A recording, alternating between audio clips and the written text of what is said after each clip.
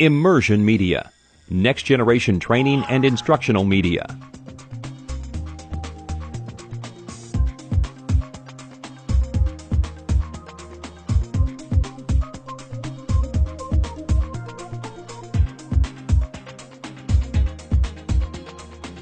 Years ago, a torn ACL was a career-ending injury for an elite athlete.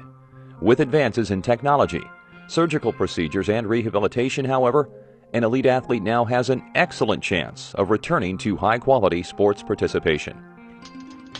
To keep the joint stable, a set of 4 ligaments keeps the knee in a hinge-like position while you move. 2 ligaments on either side of your knee joint, the medial and lateral collateral ligaments, connect to either side of your femur and tibia and limit shifting movement left or right. The other 2 ligaments, the anterior and posterior cruciate ligaments, connect from the base of your femur to the top of your tibia. They cross each other and prevent the knee from excessive forward and backward movement, as well as twisting movement in either direction. If a movement is forceful enough, any of these ligaments may snap, including the ACL. Once torn, the ACL cannot regenerate or repair itself. The ACL reconstruction operation is now typically a 1-hour outpatient procedure, performed successfully more than one way. We'll examine one of the more common methods used in ACL reconstruction. The entire surgery is completed through just a few tiny incisions. One is made for the insertion of a tiny camera and to deliver fluid to establish a clear view of your joint. 1 or 2 additional incisions are made on either side of your kneecap to give the surgeon access to your joint. 1 very small incision is made to anchor the new grafted ACL in place. To start the procedure, the surgeon will insert a probe to inspect the damaged joint. A small motorized shaver will then be used to remove the damaged ACL and prepare the area for the new one. In every case, a surgeon will also inspect the entire joint to determine whether there is additional damage warranting other repairs.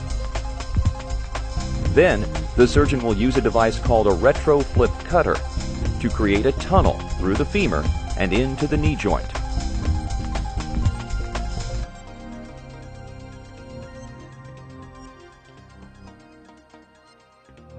The surgeon will also create a tunnel through the tibia and into the knee joint from below.